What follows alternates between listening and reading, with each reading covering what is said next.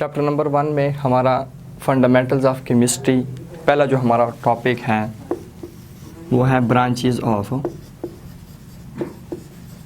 Chemistry.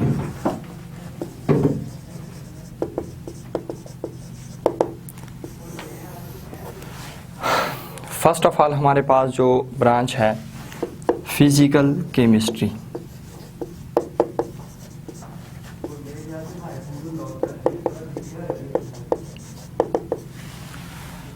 Physical chemistry जैसे कि name से भी इंडिकेट करता है।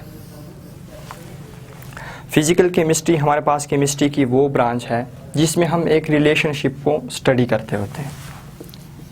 हम एक रिलेशनशिप को स्टडी कर रहे हैं और वो रिलेशनशिप हमारे पास किस चीज़ के बीच में होती है? रिलेशनशिप हमारे पास है composition and physical properties. Composition साथ हमारे पास फिजिकल प्रॉपर्टीज। हमने पहले भी कंपोजिशन की बात की थी। अगर मैं थोड़ा सा व्यू देके, कंपोजिशन हमारे पास कोई भी पीस ऑफ मैटर है वो किन एटम से बना हुआ है, simply it is called composition. Suppose मेरे पास है H2O बना हुआ है हमारे पास हाइड्रोजन के एंड ऑक्सीजन के।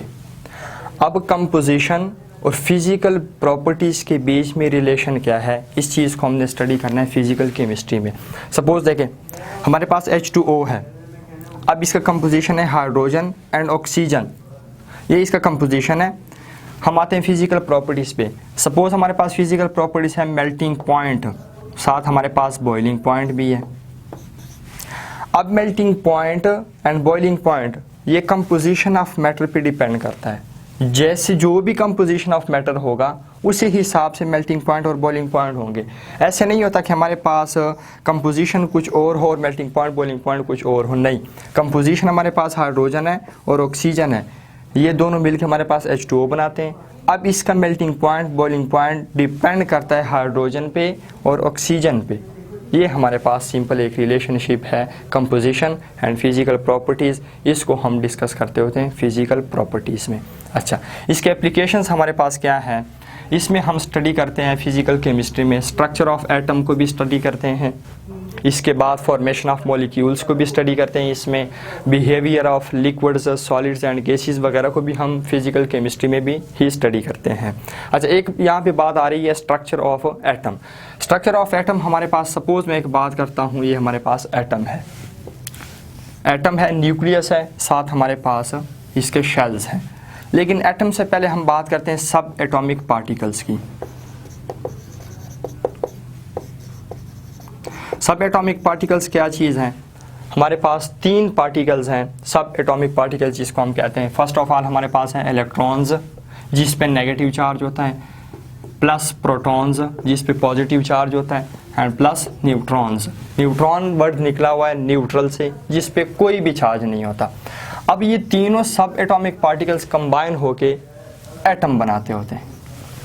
ठीक हो गई बात? अच्छा, अब ये पार्टिकल्स एटम के अंदर कहाँ पे एग्जिस्ट करते हैं? इलेक्ट्रॉन्स, प्रोटॉन्स और न्यूट्रॉन्स। एटम्स के अंदर इनकी स्पेस क्या है, कहाँ कहाँ पे होते हैं?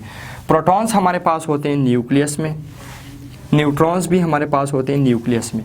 अब चूंकि न्यूक्लियस के अंदर न्यूट्रॉन्स हैं और प्रोटॉन्स भी हैं, लेकिन न्यूट्रॉन न्यूट्रल है, प्रोटॉन्स पे पॉजिटिव चार्ज है, इसलिए एज अ होल न्यूक्लियस पे हमारे पास क्या चीज़ होता है? पॉजिटिव चार्ज होता है। अच्छा, इलेक्ट्रॉन्स होते हैं हमारे पास, ये रेवोल्यूशन करते हैं शेल्स के अंदर अराउंड द न्यूक्लियस, चूँकि इलेक्ट्रॉन पे नेगेटिव चार्ज है। अब एक बात और, हमेशा हमारे पास प्रोटॉन्स और इलेक्ट्रॉन्स की जो तादाद होती है वो हमेशा नंबरिंग सेम होती है, लेकिन ऑलमोस्ट ऐसे होता नहीं है। 100% ये बात नहीं है, क्योंकि आइसोटोप्स में हमारे पास ये नंबरिंग जो है ना ये चेंज हो जाती है। लेकिन ऑलमोस्ट जो हमारे पास केसेस आते हैं उसमें प्रोटॉन्स और इलेक्ट्रॉन्स की जो नंबरिंग है वो इक्वल होती है। इट मीन्स के number of positive charges is equal to number of negative charges. तो जब पॉजिटिव चार्जेस और नेगेटिव चार्जेस की नंबरिंग इक्वल है, they will cancel the effect of each other, and as a result जो हमारे पास as a whole atom है वो हमारे पास रहता है न्यूट्रल। ये है सिंपल स्ट्रक्चर ऑफ एटम की बात। ठीक हो गई। अच्छा, ऑर्गेनिक केमिस्ट्री की वो ब्रांच है in which we study organic compounds.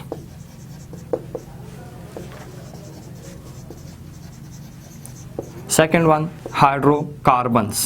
Hc means hydrocarbons, and third one is their derivatives. ठीक है। Now, chemistry, organic chemistry is a branch of chemistry in which we study organic compounds, hydrocarbons and derivatives. Organic compounds को हम covalent compounds of carbon भी कहते हैं। Now, हमारे पास organic compounds क्या चीज़ है? Organic compounds ऐसे compound जिसके स्ट्रक्चर में कार्बन एसेंशियल एलिमेंट होगा। इसके अलावा कोई भी हमारे पास एलिमेंट हो सकते हैं, लेकिन कार्बन हमारे पास एसेंशियल एलिमेंट है। सपोज मैं बात करता हूँ CH3, कार्बन हमारे पास COOH। एसिटिक एसिड, कार्बन हमारे पास एसेंशियल एलिमेंट है। बाकी हमारे पास कोई भी एटम हो सकते हैं। हमारे पास 3 हाइड्रोजन भी है, एक ऑक्सीजन भी है, डबल बॉन्ड पे अटैच है, दूसरा भी ऑक्सीजन है, हाइड्रोजन एक और भी है। ये हमारे पास सिंपल एक ऑर्गेनिक कंपाउंड है। ठीक है। अच्छा, नेक्स्ट वन हम चलते हैं हाइड्रोकार्बन की तरफ। हाइड्रोकार्बन जैसे कि हमारे पास नेम से भी इंडिकेट करता है, हाइड्रो एंड कार्बन्स। हाइड्रोकार्बन्स जो है ये असल में एक कैटेगरी है ऑर्गेनिक कंपाउंड्स की। अच्छा, अब ये कौन से ऑर्गेनिक कंपाउंड्स हैं जिसके स्ट्रक्चर में कार्बन प्लस हाइड्रोजन, जो कि इन दोनों एलिमेंट से, इन दोनों एटम से बनेंगे। इसके अलावा और कोई भी इसमें एटम्स नहीं होगा। कोई भी और एटम इसके साथ मिक्स हो गया तो वो हाइड्रोकार्बन्स नहीं रहेंगे। हाइड्रोकार्बन्स का मतलब यही है, नेम से भी इंडिकेट करता है हाइड्रोकार्बन्स, हाइड्रोजन प्लस हमारे पास कार्बन। अच्छा, हम हाइड्रोकार्बन्स की हमारे पास 3 कैटेगरीज हैं। एक है अल्केन्स, दूसरा है हमारे पास अल्कीन्स, और थर्ड वन हमारे पास है अल्काइंस। ये हमारे पास 3 कैटेगरीज हैं अल्केन्स की, अल्कीन्स की। एग्जाम्पल है इसकी CH4 मीथेन गैस है जो घरों में आप लोग जलाते होते हैं चूल्हे में। इसके बाद अल्कीन्स की जो मेरे पास एग्जाम्पल है वो है ethene, CH2 double bond CH2। Alkynes की एक एग्जाम्पल है ईथाइन या एसिटाइलिन, हमारे पास CH ट्रिपल बॉन्ड CH। यहाँ पे सिंगल बॉन्ड है, यहाँ पे डबल बॉन्ड है, यहाँ पे हमारे पास ट्रिपल बॉन्ड है। ये इनके फंक्शनल ग्रुप है। Single bond is a functional group of alkenes, double bond is a functional group of alkenes and triple bond is a functional group of alkynes. Single bond functional group है alkanes का, double bond alkenes का, triple bond alkynes का। CH4 का structure हमारे पास ये structure है, carbon और 4 hydrogen attach होते हैं। अच्छा, नेक्स्ट वन हमारे पास आ जाता है डेरिवेटिव्स। डेरिवेटिव्स नेम से भी इंडिकेट करता है डिराइव करना। डेरिवेटिव्स ऐसे कंपाउंड्स होते हैं जो कि हम हाइड्रोकार्बन से डिराइव करते हैं या ऑर्गेनिक कंपाउंड से हम डिराइव करते हैं। सपोज हमारे पास, मैं सिंपल एक एग्जांपल दूंगा, मेरे पास एमोनिया है NH3। अच्छा, एमोनिया के अगर हम स्ट्रक्चर पे जरा गौर करें तो हमारे पास नाइट्रोजन होता है, आउटरमोस्ट शेल में 5 इलेक्ट्रॉन्स हैं, एक लोन पेयर है, 3 हमारे पास अनपेयर इलेक्ट्रॉन है जो कि 3 हाइड्रोजन के साथ अटैच हैं। ठीक हो गई बात। ये हमारे पास एमोनिया है। अच्छा, हमारे पास एक ग्रुप है मिथाइल CH3, फ्री रेडिकल है। अच्छा, अब ये मिथाइल ग्रुप जो है नाइट्रोजन के, एमोनिया के नाइट्रोजन किसी एक हाइड्रोजन को अगर ये रिप्लेस कर देता है, हाइड्रोजन निकल गया। ठीक हो गई बात। हमारे पास मिथाइल ग्रुप जो है ये अटैच हो गया। कंपाउंड का नाम क्या बन गया? Methyl amine. अब ये जो मिथाइल अमाइन है ये एमोनिया का डेरिवेटिव है, क्योंकि हमारे पास ये एमोनिया से डिराइव हो गया। इसी तरह डेरिवेटिव्स का मतलब क्या है? ये ऐसे कंपाउंड्स होते हैं जो कि ऑर्गेनिक कंपाउंड से हम डिराइव करते होते हैं। सो ऑर्गेनिक केमिस्ट्री में हम organic compounds, hydrocarbons and derivatives को स्टडी करते हैं। और ऑर्गेनिक केमिस्ट्री जो है इसके एप्लीकेशंस हैं petroleum, petrochemical industries, pharmaceutical industries, ये सब कुछ हमारे पास ऑर्गेनिक केमिस्ट्री में होता है। नेक्स्ट वन हमारे पास ब्रांच जो है वो है इनऑर्गेनिक केमिस्ट्री। इनऑर्गेनिक केमिस्ट्री का भी बहुत ज़्यादा स्कोप है, इंडस्ट्री में बहुत ज़्यादा यूज़ की जाती है इनऑर्गेनिक केमिस्ट्री। अच्छा, इनऑर्गेनिक केमिस्ट्री में हम स्टडी करते हैं all the elements and their compounds except carbon and organic compounds. OC means organic compounds. So inorganic chemistry is a branch of chemistry in which we study all the elements and their compounds. Elements हमारे पास sodium एक element है, sodium का compound क्या है, sodium chloride, ये इसका एक compound है. सो इनऑर्गेनिक केमिस्ट्री में बाकी जितने भी एलिमेंट्स हैं exception carbon and organic compounds को छोड़ के बाकी जितने भी एलिमेंट्स हैं और उनके कंपाउंड्स हैं उनको हम स्टडी करते हैं इनऑर्गेनिक केमिस्ट्री में. सिंपल ये बात होगी. नेक्स्ट वन जो हमारे पास ब्रांच है वो है biochemistry.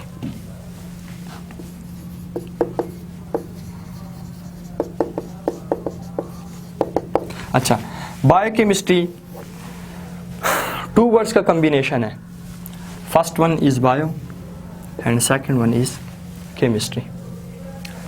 Bio means life. So अगर हम देखें तो chemistry of life, chemistry of life means chemistry of living organisms.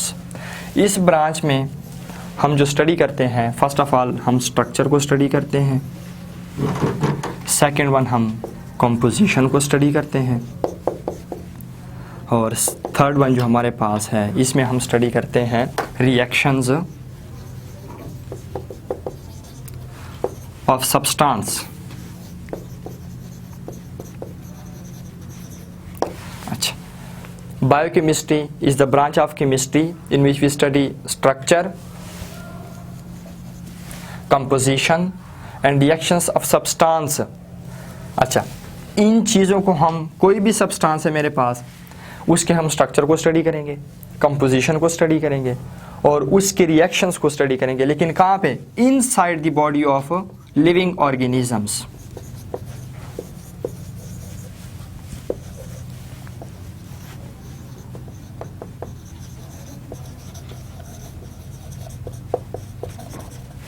ठीक है. सपोज मैं एक एग्जांपल दूंगा, कार्बोहाइड्रेट. मेरे पास एक सब्सटेंस है, कार्बोहाइड्रेट की एक सिंपल एग्जांपल हम लेंगे ग्लूकोज की, C6H12NO6. ठीक है, ये हमारे पास कार्बोहाइड्रेट्स हमारे फूड में मौजूद होते हैं, हमारी डाइट में ये प्रेजेंट होता है जब हम इसको इनटेक कर रहे हैं. ठीक है. अच्छा, कार्बोहाइड्रेट्स सिंपल हमारे पास एक एग्जांपल है ग्लूकोज की. अब हमारे पास एक सब्सटेंस है, जब हम इसको इनटेक करते होते हैं इसका स्ट्रक्चर हमारे पास क्या है, इसका कंपोजिशन क्या है, इसके रिएक्शंस क्या है. सो हमारे पास कार्बोहाइड्रेट्स ग्लूकोज है, इसके हमारे पास पहले कंपोजिशन को देखें. कंपोजिशन मींस किन एटम से ये बना हुआ है. हमारे पास कार्बन एटम्स हैं, प्लस हमारे पास हाइड्रोजन भी हैं, प्लस हमारे पास ऑक्सीजन है. 6 कार्बन एंड 12 हाइड्रोजन और 6 ऑक्सीजन हमारे पास कंबाइन होके ये इसके स्ट्रक्चर है, ग्लूकोज बनाते होते हैं. अच्छा, बॉडी के अंदर जाके ये हमारे पास जो ग्लूकोज है इसका रिएक्शन क्या होता है, इसकी मेटाबॉलिज्म होती है, कैटाबॉलिज्म, एनाबॉलिज्म. ये हमारे पास रिजल्ट में ATP जनरेट करता है. ATP मीन्स एडिनोसिन ट्राईफॉस्फेट, और ये ATP क्या चीज़ है, ये हमारे पास है एनर्जी. रिएक्शन के रिजल्ट में हमारे पास ये ATP प्रोड्यूस करता है, मीन्स हमें जो प्रोडक्ट देता है, प्लस हमारे पास वेस्ट बन जाता है. इसका वेस्ट हम एक्सक्रीट करते हैं और ATP हम एनर्जी के तौर पे यूज़ करते होते हैं. ठीक है. नेक्स्ट वन हमारे पास जो है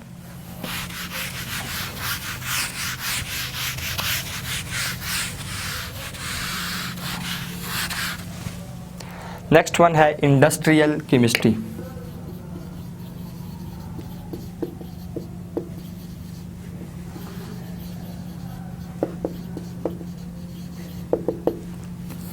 इंडस्ट्रियल केमिस्ट्री नेम से भी इंडिकेट करता है केमिस्ट्री ऑफ इंडस्ट्री. इस ब्रांच में हम क्या चीज़ स्टडी करते हैं, सारा कुछ हम इंडस्ट्री का स्टडी करेंगे. ऐसे केमिकल कंपाउंड्स जिसको हम कमर्शियल स्केल पे प्रिपरेशन करते हैं उनको हम इंडस्ट्रियल केमिस्ट्री में स्टडी करते होते हैं। अच्छा, डिफाइन हम कैसे करेंगे? The branch of chemistry in which we study the manufacturing of chemical compounds on commercial scale is called industrial chemistry. इस ब्रांच ऑफ केमिस्ट्री में हम स्टडी करते होते हैं ऑक्सीजन, क्लोरीन, एमोनिया, हमारे पास NH3 and etcetera so on compounds को हम study करते हैं। स्टडी मीन्स इनकी हम मैन्युफैक्चरिंग करते हैं इंडस्ट्री में। इन कंपाउंड्स की हम मैन्युफैक्चरिंग क्यों करते हैं? ज़रूरत क्या है? क्योंकि ये हमारे पास अदर इंडस्ट्रीज़ में यूज़ होते हैं। सपोज़ मेरे पास NH3 जो है ये फर्टिलाइज़र्स में यूज़ होता है, कीमियाई खादें जो होती हैं जिनको हम बेटर ग्रोथ ऑफ प्लांट्स के लिए, बेटर ग्रोथ ऑफ क्रॉप्स के लिए हम यूज़ करते होते हैं। ठीक हो गई बात। इंडस्ट्रियल केमिस्ट्री में manufacturing of compounds on commercial scale, जिस तरह हमारे पास सोप है, साबुन, इस तरह हमारे पास डिटर्जेंट्स हैं, क्लीनिंग एजेंट्स जितने भी हैं, सर्फ वगैरह, कपड़े धोने वाले साबुन, इसको हम क्या कहते हैं? डिटर्जेंट्स कहते हैं। इन चीज़ों को जब हम कमर्शियल स्केल पे प्रिपेयर करते हैं वो हमारे पास सारा कुछ होता है इंडस्ट्रियल केमिस्ट्री में। इस तरह ऑक्सीजन है, क्लोरीन है, एमोनिया है, ये सारी चीज़ें जब हम कमर्शियल स्केल पे मैन्युफैक्चर करते हैं इंडस्ट्रियल केमिस्ट्री में। अच्छा, क्लोरीन की हमारे पास क्या ज़रूरत है? क्लोरीन हम यूज़ करते हैं सैनिटेशन ऑफ वाटर के लिए। Sanitation of water, sewerage system में हमारे पास बहुत ज़्यादा माइक्रोब्स हो जाते हैं, बहुत ज़्यादा काम ख़राब हो जाता है। अब वहाँ पे माइक्रोब्स को किल करने के लिए क्लोरीन गैस को हम डिसइंफेक्टेंट के तौर पे यूज़ करते हैं। डिसइंफेक्टेंट क्या होता है? जो कि माइक्रोबियल ग्रोथ को रिड्यूस करता है और इसकी जो डिजीज़ कॉजिंग एबिलिटी होती है उसको ख़त्म कर देता है। ठीक है। इसी तरह एमोनिया हमारे पास है, इसको हम इंडस्ट्रियल केमिस्ट्री में प्रिपेयर करते हैं, इंडस्ट्री में प्रिपेयर करते हैं। क्यों प्रिपेयर करते हैं? क्योंकि इसकी हमें ज़रूरत होती है, फर्टिलाइज़र्स में हमने इसको यूज़ करना होता है। फर्टिलाइज़र्स हमें क्यों चाहिए होते हैं? क्रॉप्स की बेटर ग्रोथ के लिए, ताकि हमारे पास जो रिक्वायरमेंट्स हैं बढ़ती हुई आबादी के लिए वो पूरी हो सकें। नेक्स्ट वन है न्यूक्लियर केमिस्ट्री।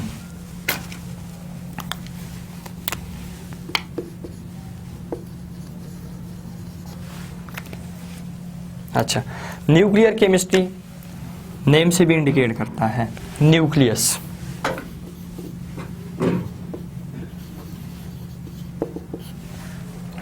सो न्यूक्लियर केमिस्ट्री में हम न्यूक्लियस को स्टडी करेंगे। अच्छा, एक और भी हमारे पास टर्म है न्यूक्लियस के साथ साथ रेडियो एक्टिविटी। अच्छा, first of all radio activity क्या चीज़ है? हमारे पास नेचर में कुछ ऐसे एटम्स हैं जो कि हाईली अनस्टेबल हैं। कुछ ऐसे एटम्स हैं जो कि हाईली अनस्टेबल है।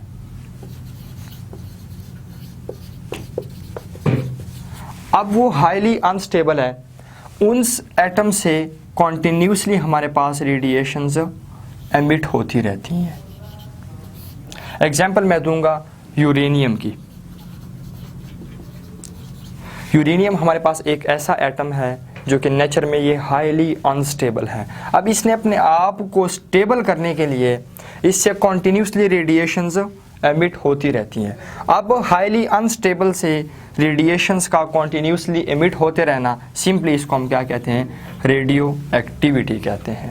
ठीक हो गई बात। अच्छा, सो न्यूक्लियर केमिस्ट्री ये केमिस्ट्री की वो ब्रांच है in which we study nucleus, radioactivity और न्यूक्लियर प्रोसेसेस को हम स्टडी करते हैं। रेडियो एक्टिविटी, इसका फ़ायदा हमें क्या है? बात पहले हमारे पास हो गई है, कुछ ऐसे एटम्स हैं जो कि हाई अनस्टेबल हैं, उनसे कॉन्टिन्यूसली रेडिएशंस एमिट होते रहते हैं। अब हमारे पास ये इनका फ़ायदा क्या है?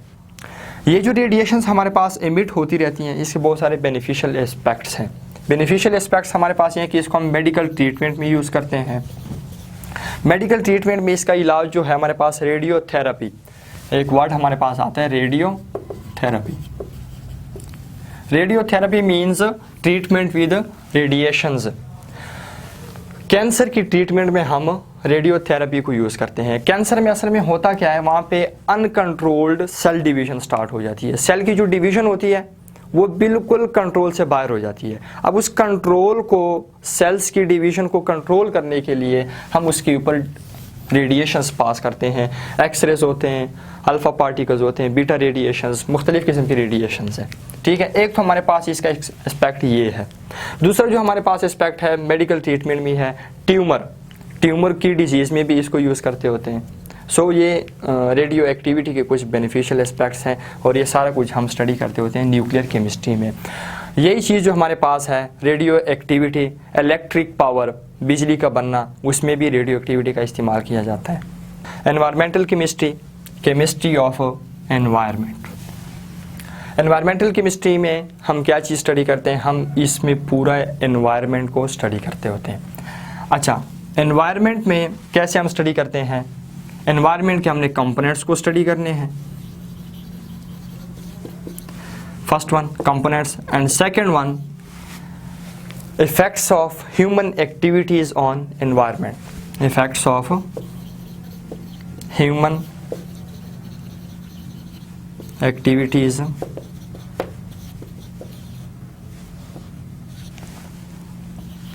On environment. नाउ कंपोनेंट्स का क्या मतलब है? एनवायरनमेंट के कंपोनेंट्स जो हैं, दो तरह के कंपोनेंट्स होते हैं। एक हमारे पास एनवायरनमेंट के कंपोनेंट बायोटिक कंपोनेंट्स और सेकंड वन हमारे पास हैं एबायोटिक कंपोनेंट्स। जैसे नेम से भी इंडिकेट करता है, बायो मीन्स जिंदा, लिविंग। बायोटिक कंपोनेंट्स हमारे पास एनवायरनमेंट्स के कौन से कंपोनेंट्स हैं? लिविंग ऑर्गेनिजम्स जो हैं वो एनवायरनमेंट के बायोटिक कंपोनेंट्स हैं। लिविंग ऑर्गेनिजम्स में क्या चीज़ आ जाती हैं? इंसेक्ट्स भी आ जाते हैं, बर्ड्स भी आ जाते हैं, एनिमल्स भी आ जाते हैं, इंक्लूडिंग हम भी, सारा कुछ ये क्या चीज़ है? बायोटिक कंपोनेंट्स हैं। एबायोटिक कंपोनेंट्स के अंदर क्या चीज़ें आ जाती हैं? टेम्परेचर, इसके बाद प्रेशर, वाटर, ये सारी जितनी भी चीज़ें हैं एटसेट्रा, ये हमारे पास एबायोटिक कंपोनेंट्स हैं। अब इन बायोटिक कंपोनेंट्स और एबायोटिक कंपोनेंट्स के बीच में क्या रिलेशन है? देखें, बायोटिक कंपोनेंट हम डिपेंड करते हैं, टेम्परेचर पे भी डिपेंड करते हैं, हम वाटर पे भी डिपेंड करते हैं। सो बायोटिक कंपोनेंट हमेशा डिपेंडेंट होते हैं एबायोटिक कंपोनेंट्स के। हमें वाटर की भी ज़रूरत होती है, हमें टेम्परेचर की भी ज़रूरत होती है, डायरेक्ट एक रिलेशनशिप है। इसके बाद effects of human activities on environment. हमारा ह्यूमंस का क्या इफ़ेक्ट है एनवायरनमेंट के ऊपर? हमारे कुछ इफ़ेक्ट्स भी हैं। सपोज़ है वाटर पोल्यूशन। वाटर पोल्यूशन ये हमारे पास बहुत बड़ा इफ़ेक्ट है ह्यूमंस का एक एनवायरनमेंट के ऊपर। अब ये वाटर पोल्यूशन, ये हमारे इफ़ेक्ट कैसे है? ये ह्यूमंस का एक इफ़ेक्ट ऐसे है कि हम इंडस्ट्री लगाते हैं, मुख्तलिफ़ किस्म की रिक्वायरमेंट्स को फुलफ़िल करने के लिए हम इंडस्ट्री लगाते हैं। इंडस्ट्री लगाने के रिज़ल्ट में जो इंडस्ट्री से हमारे पास कॉन्टामिनेटेड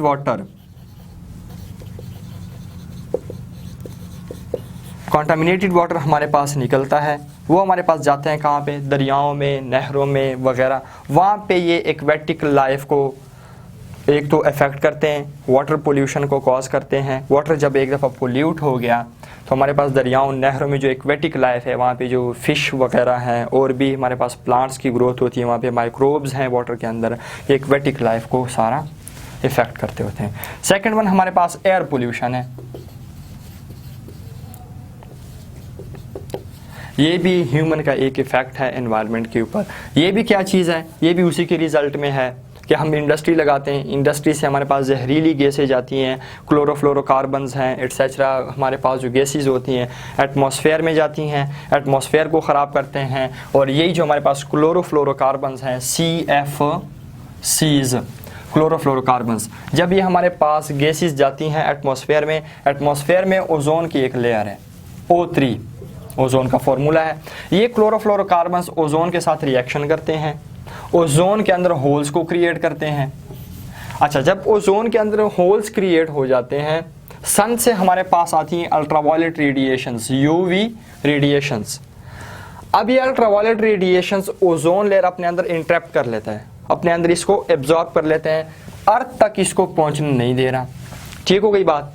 ये हमारे पास ओजोन एक बचाव का काम करते हैं, हमें डिफेंड करते हैं। लेकिन जब ये क्लोरोफ्लोरोकार्बन्स एटमॉस्फेयर में जाके ओजोन के साथ रिएक्शन करते हैं, रिजल्ट में ओजोन की लेयर जो है ना वो डिप्लेट हो जाती है, मीन्स के थिन हो जाती है। थिन होने के रिजल्ट में इसमें होल्स क्रिएट हो जाते हैं। होल्स आजकल क्रिएट हो गए और उन होल्स में से अल्ट्रावायलेट रेडिएशंस पास होकर अर्थ तक पहुंचते हैं और अर्थ पे जो लिविंग ऑर्गेनिजम्स हैं, हम जो हैं उनमें ये स्किन कार्सिनोमा को कॉज करते हैं। Skin carcinoma means skin cancer को ये कॉज करते हैं। ये भी एक हमारे पास ह्यूमन का एक इफेक्ट है।